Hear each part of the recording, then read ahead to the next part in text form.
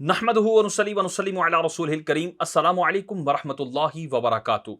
जब किसी बंदे को उसकी गलती पर मुतनब्बे किया जाए, उसको उसकी गलती बयान की जाए, तो वो उससे रुजू करने की बजाय, तौबा करने की बजाय, शर्मिंदा होने की बजाय दानिस्ता तौर पर वो गलती दोहराए, तो ऐसे शख्स को जरी कहा जाता है, हट धर्म कहा जाता है। उस शख्स को जरा बराबर भी माजूर नहीं करार दिया जाता, क्योंकि वो गलती पर मुतनब्बे होने के बावजूद भी उस गलती को दानिस्ता तौर पर दोहरा रहा है। यही हाल मुनीबुर रहमान साहब का भी है कि गुज़िश्ता अय्याम में जब हमने मुनीबुर रहमान साहब को उनके उन उमूर पर कि जो सराहतन शरीयत मुताहरा से टकराते थे उन पर मुतनब्बे किया, और उस पर उनको दलील के तौर पर इल्ज़ामुल खस्मी बिमा हुआ काइलुहु के कायदे के तहत हमने उस शख्सियत का हवाला दिया जिस शख्सियत को वो खुद भी मानते हैं और उनका दावा मौजूद है। किसी को 10% आला हजरत पसंद है, किसी को 20%, किसी को 50%, लेकिन हमें 100% मतलूब है। तो इसी दावे के मुताबिक हमने सैयदी व सनदी आला हजरत इमाम अहमद रज़ा खान फाज़िल बरेली रहमतुल्लाह ताला अलैह के फतावा रज़विया से जुज़ियात बयान कर करके उनके उन तमाम अफ़आल पर तौबा और रुजू का मुतालबा किया कि मुनीबुर रहमान साहब, आप इन अपने अफ़आल को जायज़ साबित करके दिखाएं, और ये आप कभी भी नहीं कर सकते। शरीयत आपने भी पढ़ी है और आप जो है वो इस मामले में एक ज़ईफ़ुल उमर भी हो चुके हैं, लेकिन शरीयत मुतारा हमने भी पढ़ी है, हमें भी मालूम है कि किस हद तक रुखसत निकलती है, कौन से रुखसत के उसूल हैं, किन चीज़ों के ऊपर जाकर नाजायज़ उमूर भी जायज़ हो जाते हैं, वो कौन से उसूल हैं, वो कौन से रूल्स एंड रेगुलेशंस हैं जिनके मुताबिक मसाइल के अंदर तब्दीली आती है। और उस पर मैंने सैयदी व सनदी आला हज़रत इमाम अहमद रज़ा खान फाज़िल बरेली रहमतुल्लाह ताला अलैह के एक रिसाले अल महज्जतुल मुअ्तमिना फ़ी आयतिल मुम्तहिना, इस रिसाले का हवाला दिया कि जिसमें सैयदी व सनदी आला हज़रत ने मवालात हकीकिया, मवालात सूरिया कि भाई किस तरह जो है किसी बदमज़हब से या किसी काफिर से या किसी मुर्तद से ज़ाहिरी जो है वो हुस्न सलूक वाले मामलात रखे जा सकते हैं, कब रखे जा सकते हैं, कब नहीं रखे जा सकते। तो उन तमाम सूरतों को मुफस्सल और मुदल्लल जो है वो सैयदी सनदी आला हज़रत ने इस रिसाले के अंदर बयान किया। तो उस रिसाले में से मैंने कुछ बातें पढ़कर मुफ्ती मुनीबुर रहमान साहब से और उनके ईमा पर किसी ऐसे मुफ्ती से कि जो वाकई जो है फ़िक़ही जुज़ियात को जानता हो, उससे ये मुतालबा किया था कि वो मुनीबुर रहमान साहब के इन तमाम अफ़आल को जायज़ साबित करे। तो मुनीबुर रहमान साहब अपने इन तमाम अफ़आल पर मुतनब्बे होने के बावजूद अब इन्होंने क्या किया है, अब इनका क्या मामला आया है, वो आज इंशाल्लाह हम वीडियो चलाएंगे। उसका पस मंज़र मैं अर्ज़ कर देता हूँ कि मुफ्ती तकी उस्मानी जो इस वक्त देवबंदियों का सरखेल मुफ्ती है, सबसे बड़ा मुफ्ती है, देवबंदी सारे जो है इसको इस वक्त अपना इमाम, अपना पेशवा, अपना मुक्तदा मानते हैं, उसके पोते ने दरस निज़ामी की तकमील की। तो उसके यौम तशक्कुर के तौर पर इन्होंने एक जो है वो मजलिस का इनेकाद किया, एक महफिल का इनेकाद किया, जिसमें जो है खुसूसी तौर पर मुनीबुर रहमान साहब को बुलाया गया। और मुनीबुर रहमान साहब ने जाकर वहाँ पर क्या कलिमात कहे, उन कलिमात का इंशाल्लाह आज हम आपके सामने ऑपरेशन करते हैं और उसके बाद फिर और मज़ीद गुफ्तगू करते हैं। इनके खानदान में ये तसल्सल कायम है, जारी सारी है, और मैं दुआ करता हूँ कि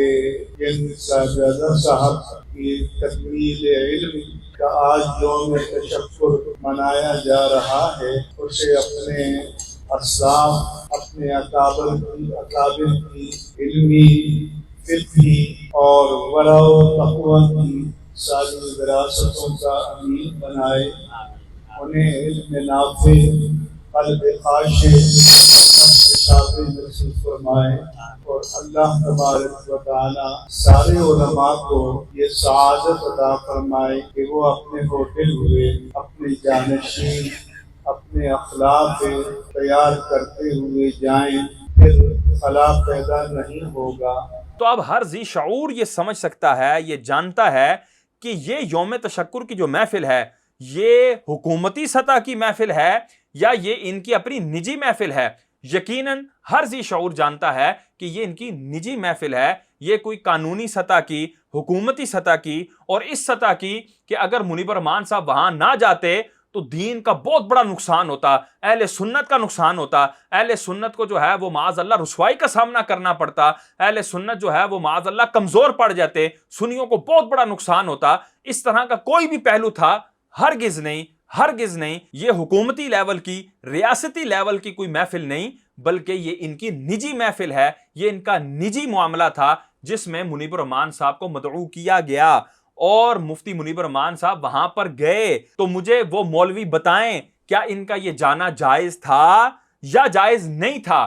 کیا ان کا یہ جانا بنتا تھا یا یہ جانا نہیں بنتا تھا؟ کوئی بھی مولوی یا کوئی بھی بندہ یہ نہ کہے کہ وہ جی کرنا پڑتا ہے، دیکھیں رکھ رکھاؤ ہوتا ہے۔ بھائی یہ آپ کی باتیں ہیں، یہ آپ کے اپنی من چاہی باتیں ہیں، شریعت مطہرہ کا یہ کلام نہیں ہے، شریعت مطہرہ کا یہ حکم نہیں ہے۔ اگر شریعت کا حکم بیان کرنا ہے تو قرآن سے بیان کریں، حدیث سے بیان کریں، فقہی جزیات سے جو ہے وہ دلائل دیں کہ یہ دیکھیں ائمہ کرام نے اس صورتحال میں شرعی دلائل کے پیش نظر یہ رخصتیں رکھی ہیں، اور منیب الرحمان صاحب کا یہ عمل ان رخصتوں کے تحت ہے، ان جو ہے شرعی احکامات کے تحت ہے، اور یہ جائز بنتا ہے۔ مفتی تقی عثمانی جو دیوبندی ہے، دیوبندیوں کا سرخیل ہے اس وقت، اس کا جو پوتا ہے جو کہ اسی کے نقش قدم پر چل رہا ہے اور اپنے اسلاف کے نقش قدم پر چل رہا ہے، اس کے یوم تشکر پر جو مفتی منیب الرحمان صاحب نے کلمات کہے ہیں وہ بالکل درست بنتے ہیں۔ اب منیب الرحمان صاحب نے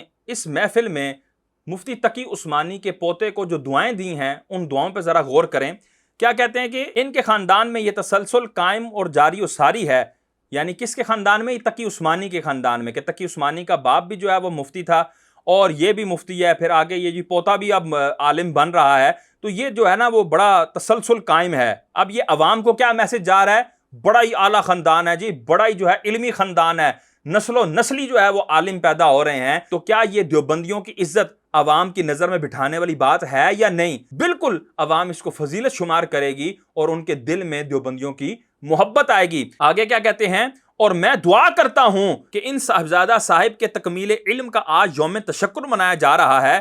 اسے اپنے اسلاف، اپنے اکابر کی علمی و فقہی اور ورع و تقوی کی ساری وراثتوں کا امین بنائے۔ یعنی یہ جو صاحبزادہ صاحب ہیں، یہ جو منیب الرحمان کی بغل میں بیٹھے ہوئے ہیں، جو مفتی تقی عثمانی کا پوتا ہے، یہ جو ہے اس کے لیے منیب الرحمان صاحب کیا دعا کر رہے ہیں کہ یہ اپنے اسلاف اور اپنے اکابر کے علمی فقہی، یعنی جو ان کے علمی کارنامے تھے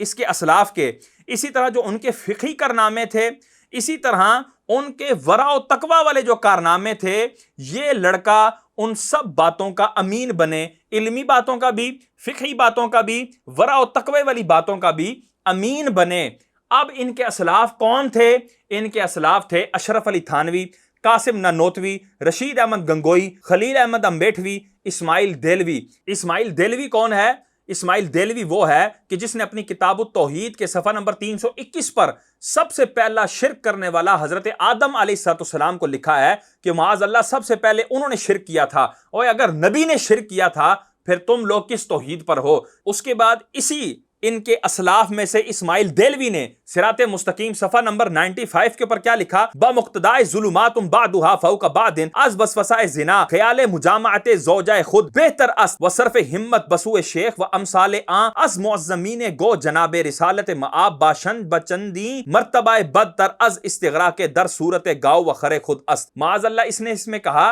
کہ نماز کے اندر اس سے بہتر ہے کہ بندہ حضور کا خیال لائے، اس سے بہتر ہے کہ بندہ اپنی بیوی سے مجامعت کا خیال لے آئے، گدھے کا خیال لے آئے، اور یہاں تک اس نے بکواس کی کہ حضور کا خیال یہ گدھے کے خیال سے بدتر ہے۔ معاذ اللہ ثم معاذ اللہ، یہ ہیں ان کے اسلاف۔ اچھا، اس کے بعد ان کے اسلاف میں سے ایک ان کا سلف جو ہے اشرف علی تھانوی بھی ہے۔ اشرف علی تھانوی نے کیا کیا؟ اشرف علی تھانوی نے کتاب جو ہے اپنی کتاب حفظ الایمان کے صفحہ نمبر 13 کے اوپر حضور سرور کونین صلی اللہ تعالی وسلم کے علم غیب کو چوپایوں کے ساتھ، بچوں کے ساتھ، پاگلوں کے ساتھ تشبیہ دی، اور کیا لکھتا ہے؟ ایسا علم تو زید عمر بلکہ ہر سبھی یعنی بچہ، مجنون یعنی پاگل، بلکہ جمی حیوانات و بہائم کے لیے بھی حاصل ہے۔ معاذ اللہ حضور کے علم کو چوپایوں کے ساتھ تشبیہ دی، بچوں کے علم کے ساتھ، پاگلوں کے علم کے ساتھ تشبیہ دی۔ یہ ہیں ان کے اسلاف۔ اور اس کے بعد ان کے اسلاف میں سے ہے ایک قاسم نانوتوی۔ قاسم نانوتوی نے اپنی کتاب تحذیر الناس کے اندر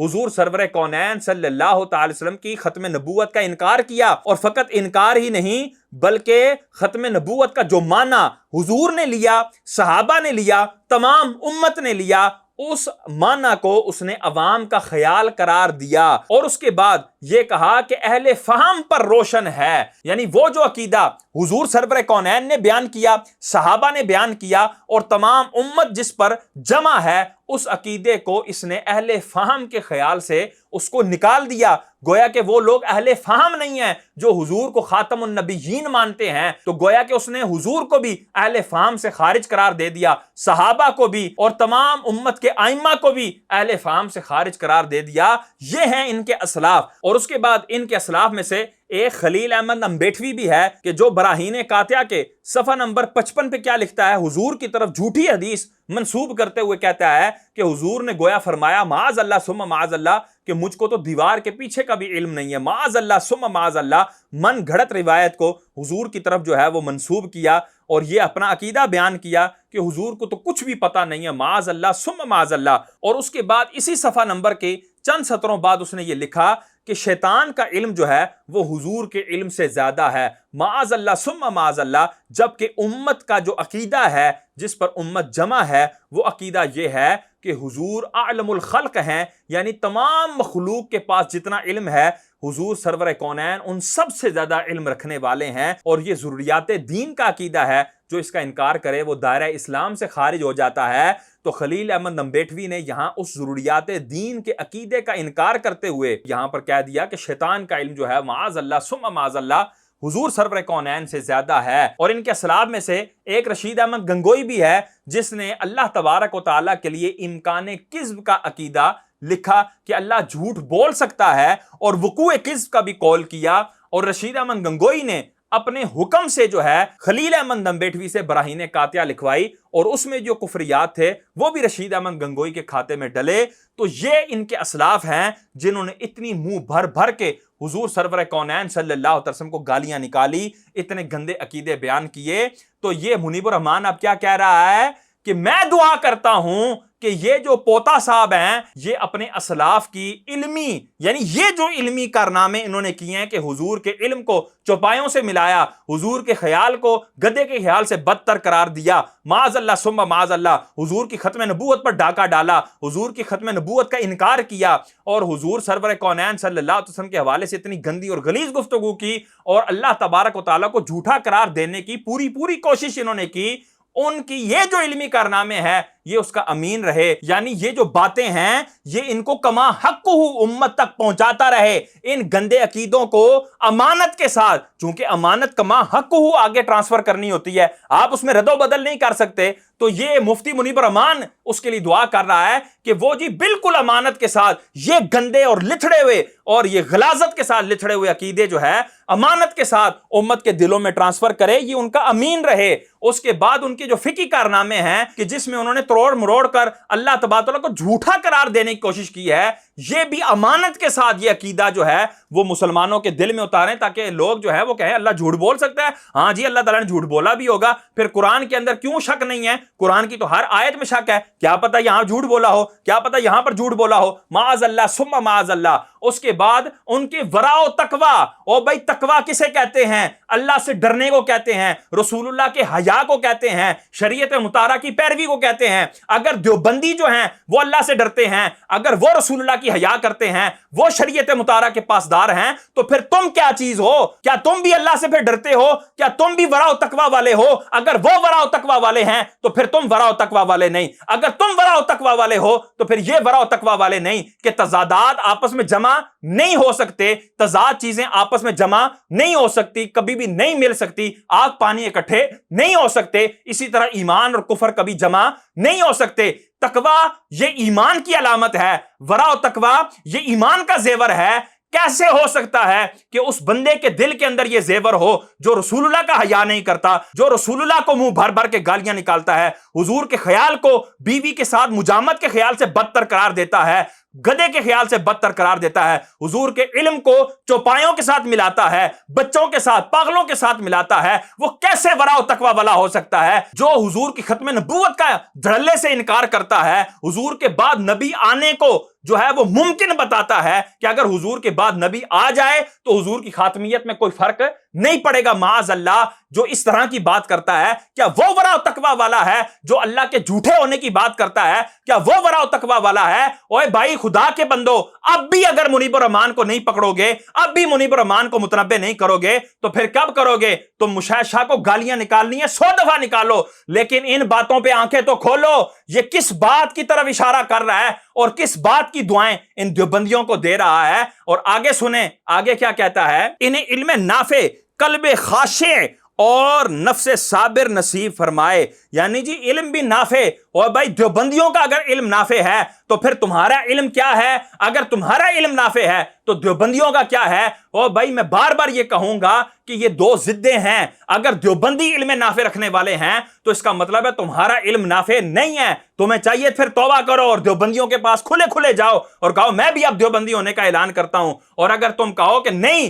علم نافع اہل سنت کا ہے، سنیوں کا ہے، دیوبندیوں کے پاس علم نافع نہیں ہے، تو اس کو واضح بیان کرو، اور تم دعائیں دے رہے ہو دیوبندیوں کو کہ وہ دیوبندی رہتے ہوئے علم نافع ان کے پاس آئے، تو یہ تو ایسا ہی ہے جیسے تم کافر کو دعا دو کہ وہ جو ہے کافر رہتے ہوئے جنت کے اندر چلا جائے، وہ کافر رہتے ہوئے بھی اللہ تبارک تعالیٰ اس پہ کرم کر دے آخرت میں، معاذ اللہ، یہ ایسی ہی دعا ہے۔ اور اس کے بعد کیا کہتا ہے؟ اللہ تبارک و تعالیٰ سارے علماء کو یہ سعادت عطا فرمائے کہ وہ اپنے ہوتے ہوئے اپنے جانشین، اپنے اخلاف تیار کرتے ہوئے جائیں تو پھر خلا باقی نہ رہے گا، خلا پیدا نہیں ہوگا۔ یہ بھی تقی عثمانی کی فضیلت بیان ہو رہی ہے کہ تقی عثمانی نے دیکھو اپنا پوتا تیار کر لیا ہے، کہ اس نے اپنے جیتے جی اپنا جانشین تیار کر لیا ہے۔ وہ لوگوں تقی عثمانی سے محبت کرو کہ دیکھو یہ کتنا عظیم بندہ ہے کہ اس کا سارا خاندان ہی علماء کا ہے، اور اب اس نے اپنی زندگی کے اندر اپنا پوتا تیار کر لیا ہے جو کہ اس کے اسلاف کے علم کا امین ہے۔ اور اسلاف کون تھے؟ ان کی کیا حرکتیں تھی، ان کے کیا عقیدے تھے،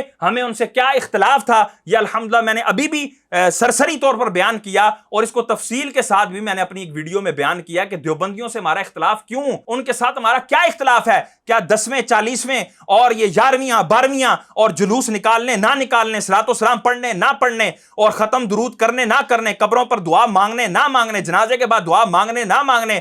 قبر پر اذان دینے نہ دینے کا یہ اختلاف ہے، یہ اختلاف ہرگز نہیں، یہ فروعی اختلافات ہیں جو کہ دیوبندیوں نے ہی پیدا کیے ہیں، دیوبندیوں نے ہی امت کے اندر اپنی اصل چیز سے ان کو ہٹانے کے لیے پیدا کیے ہیں، تاکہ کل کو کوئی ڈسکس کرے دیوبندیوں سے کیا اختلاف ہے تو عام عوام کہے او جی درود پڑھ دینے جی، اے درود پڑھ دینے، او درود نہیں پڑھ دے، او جی اے قبر تے اذان دینے، او کہندے جی قبر تے اذان کوئی نہیں، او جی یہ تو جنازے کے بعد دعا کرتے ہیں، وہ جنازے کے بعد دعا نہیں کرتے۔ تو عوام ان باتوں میں پڑی رہے گی، اور جب ان باتوں کو سوچے گی تو پھر وہ ایک دوسرے سے سوال کریں گے کیا یہ باتیں جی فرض واجب ہیں، تو پھر وہ اگلا کہے گا نہیں یار فرض تو نہیں ہے، جنازے کے بعد دعا کرنا، اسی طرح جو ہے قبر پر اذان دینا، اسی طرح صلاۃ و سلام پڑھنا، یہ فرض و واجب تو نہیں ہے یار، دیکھو علماء کتنے دماغ خراب ہے ان کا، آپس میں لڑتے رہتے ہیں۔ تو اس طرح کی باتیں جو ہے انہوں نے عوام کے اندر رکھ کر اپنے آپ کو معصوم قرار دیا، اپنے آپ کو مظلوم قرار دیا کہ یہ سنی جو ہم پر فتوے لگاتے ہیں، جو اعلیٰ حضرت امام احمد رضا خان نے جو فتوے لگائے ہیں وہ بالکل بے بنیاد اور بے جا لگائے ہیں۔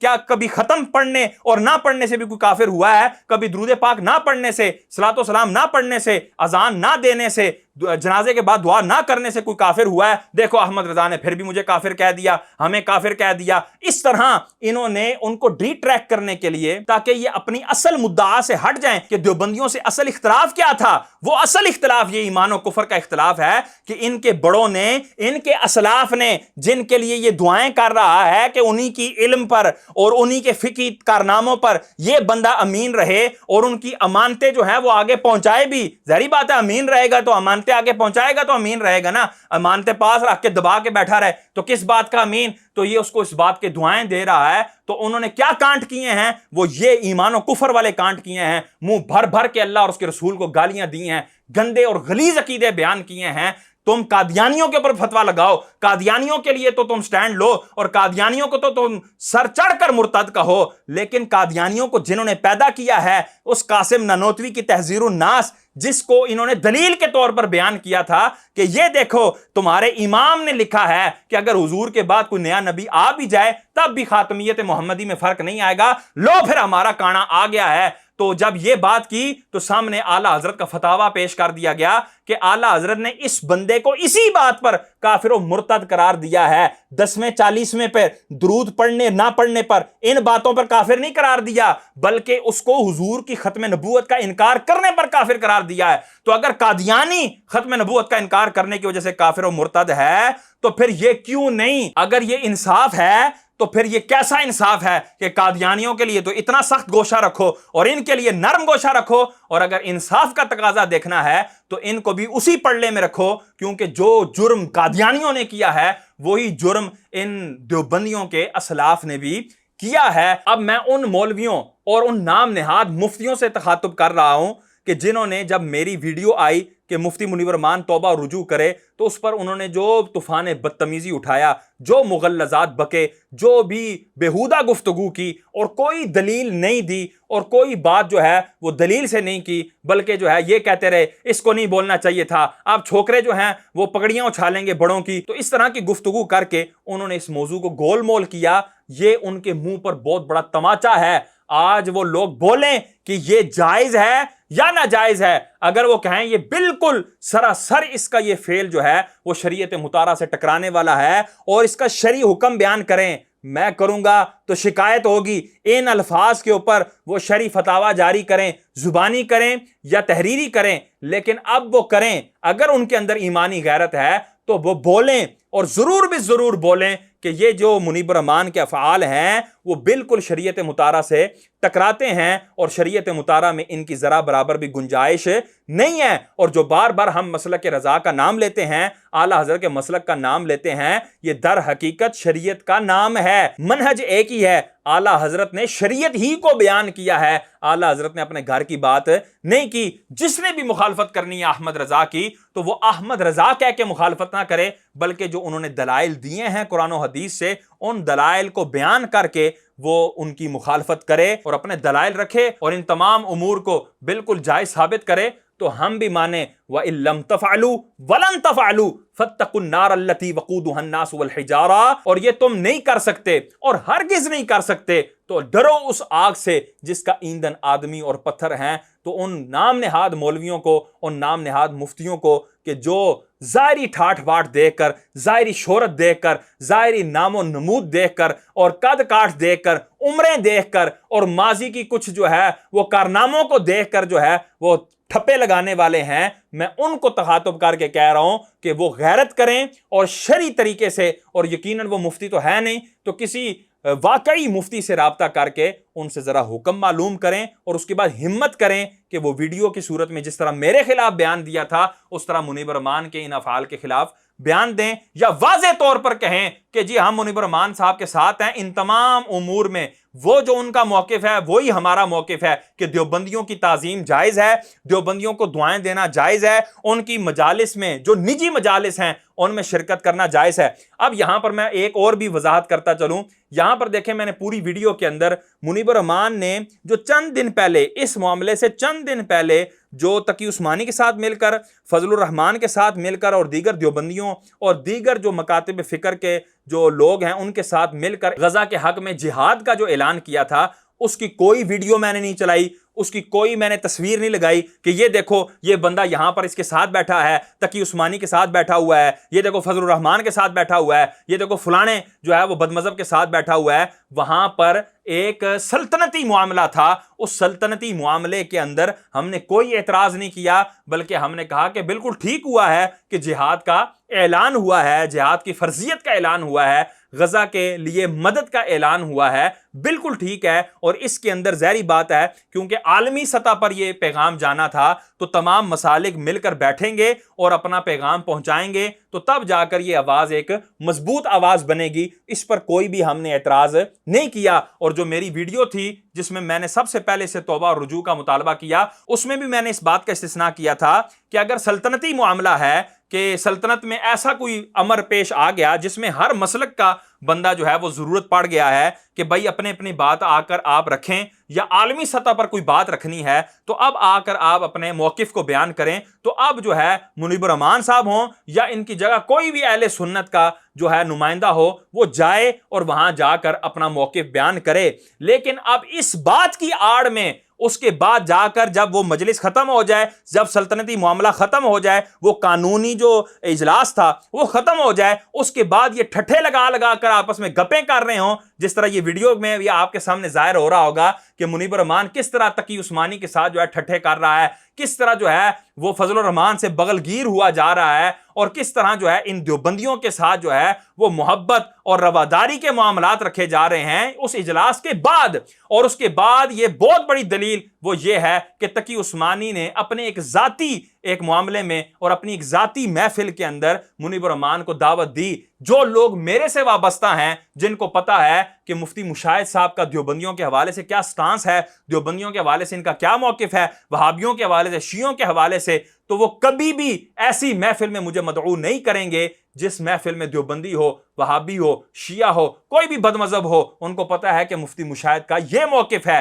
اصل میں ان کو ان کے اندر جھول نظر آیا تو انہوں نے اس کو مدعو کیا، اور کسی عالم کو مدعو کیوں نہیں کیا؟ اور پھر اس کے ساتھ جتنے بھی رہنے والے ہیں، یہ عابد مبارک ہو یا جو بھی اس کے ارد گرد ہیں، ان سب کو بھی یہ جو ہے وہ میں تنبیہ کر رہا ہوں کہ وہ بھی اس بندے سے بائیکاٹ کریں اور اپنا موقف واضح کریں کہ ہمارا موقف یہ ہے، ہمارا موقف وہی ہے جو سیدی و سندی اعلیٰ حضرت امام احمد رضا خان فاضل بریلوی رحمۃ اللہ تعالیٰ علیہ نے بیان کیا۔ نہیں تو ہمیں وقت نہیں لگے گا۔ آج اگر ہم منیب الرحمان سے ہی مطالبے کر رہے ہیں تو کل کو آپ سے بھی مطالبہ کر سکتے ہیں اور کریں گے۔ اور یہ شریعت کا مزاج ہے کہ جب بھی کوئی شریعت کے خلاف جائے گا، شریعت اس سے مطالبہ کرے گی اور شریعت کو بیان کرنے والے اس سے مطالبہ کریں گے۔ خدا نخواستہ مشاہد شاہ اگر کوئی ایسی بات کرتا ہے تو مشاہد شاہ سے بھی مطالبہ ہوگا۔ مشاہد شاہ مرفوع القلم نہیں ہے، کوئی مفتی مرفوع القلم نہیں ہے، اور زندگی میں بڑے بڑے کارنامے کرنے کے بعد کوئی بھی مرفوع القلم نہیں ہو جاتا،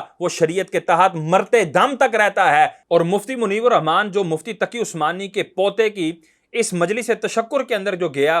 اس میں جب اس کو لایا جا رہا تھا اور وہ جو تصویریں اپلوڈ ہوئی، اس پر ساجد دیوبندی نے اس کو اپلوڈ کر کے اس پہ کیا کمنٹ کیے ذرا وہ دیکھیں۔ کہتا ہے، ہم محترم مفتی منیب الرحمان صاحب کو 100 سال بعد الحمدللہ حسام الحرمین کو آگ لگانے اور اہل سنت والجماعت دیوبندیوں سے ملنے والا، سلام کرنے والا، ان کا اکرام احترام تعظیم کرنے والا سب کافر ہیں، جیسے اعلیٰ حضرت خان صاحب بریلوی کے انتشاری افتراقی فتووں کو جس نے انگریز کی ایما پر ہندوستان میں اہل سنت کو تقسیم کیا کو جوتے کی نوک پر رکھنے پر خراج تحسین پیش کرتے ہیں۔ ساجد دیوبندی کیا کہہ رہا ہے کہ مفتی منیب الرحمان نے جو سیدی اعلیٰ حضرت کے فتاوا کو آگ لگائی ہے، ان کو جو معاذ اللہ جوتے کی نوک پہ رکھا ہے، وہ کیا فتاوا تھے کہ جو دیوبندیوں کی تعظیم کرے گا، ان کا اکرام کرے گا، ان کے ساتھ اٹھے گا بیٹھے گا اور اس کے اوپر سخت فتاوا لگائے ہیں، ان تمام فتاوا کو مفتی منیب الرحمان نے اس یوم تشکر والی محفل میں آ کر جو معاذ اللہ آگ لگائی ہے، جو اس نے معاذ اللہ جوتے کی نوک پر رکھا ہے، ہم دیوبندی جو ہیں مفتی منیب الرحمان کو اس بات پر خراج تحسین پیش کرتے ہیں۔ تو بھائی جب اہل سنت کا اس انداز سے مذاق اڑایا جا رہا ہے، اعلیٰ حضرت کے فتاوا کا اس انداز سے مذاق اڑایا جا رہا ہے، جو کہ در حقیقت قرآن و حدیث کے عین مطابق ہیں، قرآن و حدیث سے ذرا برابر بھی ہٹے ہوئے نہیں ہیں، یہ ہر سنی کا دعویٰ ہے۔ اور یہ جتنے نام نہاد مفتی جو میرا رد کرنے چل پڑے ہیں، ان کا بھی یہی دعویٰ ہے کہ اعلیٰ حضرت کے فتاوا 100% قرآن و حدیث کے مطابق ہیں۔ اب انہوں نے پڑھے ہیں یا نہیں پڑھے، لیکن دعویٰ یہ یہی کرتے ہیں۔ ہم نے تو پڑھ کر الحمدللہ یہ دعویٰ کیا ہے کہ قرآن و حدیث کے عین مطابق ہیں، تو ان فتاوا کو آگ لگانے کی بات ہو رہی ہے، ان فتاوا کو جوتے کی نوک پر رکھنے کی بات ہو رہی ہے، معاذ اللہ ثم معاذ اللہ۔ اور یہ جگ ہسائی کا موقع کون دے رہا ہے؟ کیا مشاہد شاہ نے یہ جگ ہسائی کا موقع دیا؟ نہیں، یہ منیب الرحمان کے اعمال ہیں، یہ منیب الرحمان کے افعال ہیں، جس کی وجہ سے اہل سنت کی جگ ہسائی ہو رہی ہے، دیوبندی پھپتیاں کس رہے ہیں، اعلیٰ حضرت کے فتاوا کا مذاق اڑایا جا رہا ہے، حسام الحرمین کو معاذ اللہ گالیاں دی جا رہی ہیں، وہ فتوا جو قرآن و حدیث کے مطابق تھا اس کو معاذ اللہ جوتے کی نوک پر رکھنے کی باتیں کی جا رہی ہیں۔ یہ کس کی وجہ سے رسوائی کا دن ہمیں دیکھنا پڑا؟ یہ منیب الرحمان اور اس کے جو ارد گرد کے ہم نوالا ہم پیالہ لوگ ہیں، ان کی وجہ سے یہ ہمیں رسوائی کا دن دیکھنا پڑا کہ دیوبندی ہم پر پھپتیاں کس رہے ہیں۔ لیکن اے دیوبندیوں، ہمارا یہ واضح اعلان ہے کہ منیب الرحمان اور اس کے ہم نوا جتنے بھی ہیں جو ان افعال میں اس کے ساتھ راضی ہو کر آئے ہیں یا اس کے ساتھ راضی ہو کر نہیں آئے لیکن اس کے افعال پر راضی ہیں، ان سے ہمارا کوئی تعلق نہیں، اہل سنت کا ان سے کوئی تعلق نہیں، ان کے افعال ان کی گردن پر ہیں، ان کا ہمارے سے کوئی تعلق نہیں ہے۔ اس کے بعد میں واضح طور پر مظفر حسین شاہ صاحب کو تخاطب کروں گا کہ مظفر شاہ صاحب، آپ اپنی یہ پر اسرار خاموشی کو توڑیں۔ آپ کس طرف ہیں، کس پڑلے میں ہیں؟ آپ منیب الرحمان کے حق میں ہیں یا ہمارے حق میں ہیں، بلکہ اعلیٰ حضرت کے حق میں ہیں؟ کس طرف ہیں آپ؟ اعلیٰ حضرت کا موقف آپ کا موقف ہے یا منیب الرحمان کا موقف آپ کا موقف ہے؟ اگر آپ کہیں کہ میرا موقف اعلیٰ حضرت والا ہے تو شاہ صاحب معذرت کے ساتھ آپ کو بولنا پڑے گا، آپ کو اپنی یہ چپی توڑنی پڑے گی، آپ کو واضح اعلان کرنا پڑے گا کہ ہم سیدی و سندی اعلیٰ حضرت والے ہیں، اور جو اعلیٰ حضرت کا موقف ہے وہی ہمارا موقف ہے، جو اعلیٰ حضرت سے ہٹا وہ ہماری طرف سے بھی گیا۔ اس طرح کا بیان آپ کو دینا پڑے گا۔ آپ تو گاہے بگائے منیب الرحمان کے ہاتھ میں ہاتھ ڈالنے نظر آتے ہیں، ان کے ساتھ بیٹھے بیان کرتے نظر آتے ہیں، ان کے ساتھ ساتھ ہم نوالا ہم پیالہ نظر آتے ہیں، اور لوگ وہ تصویریں بھیج کر کہتے ہیں دیکھیں جی مظفر شاہ صاحب بھی تو منیب الرحمان صاحب کے حق میں ہیں۔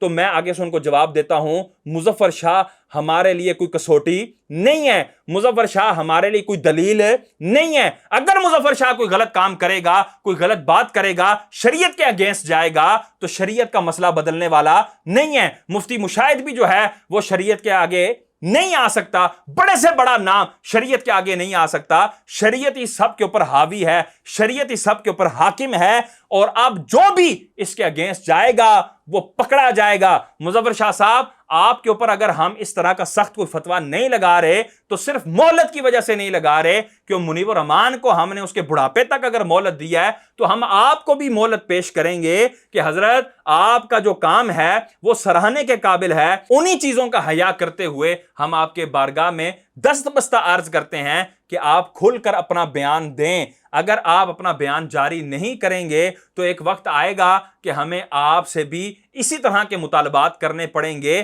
جو شریعت کا حکم ہے، مشاہد شاہ بولے یا نہ بولے، شریعت کا حکم آپ پر لگے گا۔ تو لہٰذا کرم فرمائیں اور اس حوالے سے اپنا واضح موقف جو ہے وہ ریکارڈ کروائیں۔ یہی عوام جو ہے وہ مظفر شاہ صاحب سے مطالبہ کرے، عابد مبارک سے مطالبہ کرے۔ اور عابد مبارک صاحب سے جب منیب الرحمان صاحب کے حوالے سے میں نے ویڈیو اپلوڈ کی تھی تو ان کا مجھے میسج آیا کہ جی آپ شاہ صاحب ہیں، ہم آپ کا احترام کرتے ہیں، لیکن جب آپ منیب الرحمان کی عمر کو پہنچیں گے پھر آپ کو یہ ساری حکمتیں سمجھ آئیں گی۔ تو میں نے کہا مجھے آپ ایموشنلی بلیک میل نہ کریں، بلکہ شرعی دلیل کے ساتھ، شرعی دلائل کے ساتھ منیب الرحمان کے افعال کو ثابت کر کے دکھائیں، پاک اور صاف ثابت کر کے دکھائیں، مباح جائز ثابت کر کے دکھائیں۔ اس کے بعد عابد مبارک صاحب کا کوئی میسج نہیں آیا۔ یہ اس بات کا واضح منہ بولتا ثبوت ہے کہ ان لوگوں کے پاس کوئی دلیل نہیں ہے، اور بالکل نہیں ہے، اور یہ دلائل نہیں رکھتے تو ان کے پاس صرف اور صرف ایک راستہ ہے، یا تو یہ کھلے طور پر کہہ دیں کہ جی ہم دیوبندی ہیں اور ہم اعلیٰ حضرت کو بالکل نہیں مانتے،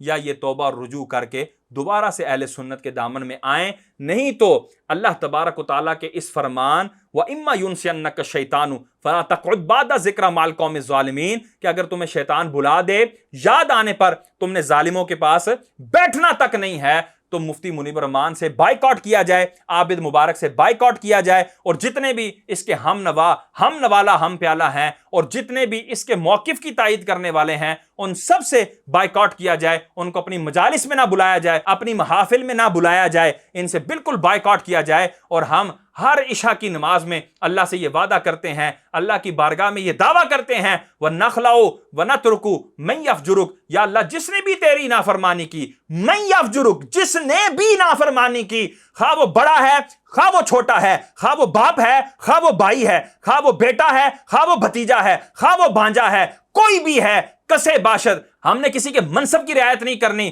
من یفجرک، جو بھی اللہ کی نافرمانی کرے گا ہم اس سے نخلعو و نترکو، ہم اس سے دور ہوتے ہیں، ہم اس کو چھوڑتے ہیں۔ نخلعو بھی کہا و نترکو بھی کہا، دو دفعہ چھوڑنے کی بات کی، کس بندے کو کہ جو اللہ کی نافرمانی کرتا ہے. تو ایک ہے اعمال میں نافرمانی, ایک ہے عقائد میں نافرمانی, اور عقائد کی نافرمانی یہ سخت تر ہے کہ یہ بندے کو کافر تک بنا دیتی ہے اور کفر کی طرف لے جاتی ہے. اس میں ایمان و کفر کا مسئلہ آ جاتا ہے, جبکہ اعمال کا جو فسق و فجور ہوتا ہے یہ کم از کم کفر تک معاملہ نہیں جاتا, اس کا معاملہ کم ہے اور عقائد کا معاملہ زیادہ سخت ہے. تو یہ لوگ عقائد کے اندر فاسق ہیں, عقائد کے اندر جو ہے فسق و فجور کرنے والے ہیں, تو ان سے دور رہنا, ان سے دور ہٹنا, اس کا وعدہ ہم روزانہ اللہ سے کرتے ہیں. تو کیا خالی الفاظ ہیں یا اس کے معنی پر امپلیمنٹ بھی کرنا ہے, اس کے معنی کو ہم نے عملی جامہ بھی پہنانا ہے؟ تو یقیناً ہم اس کے معنی کو عملی جامہ پہنائیں گے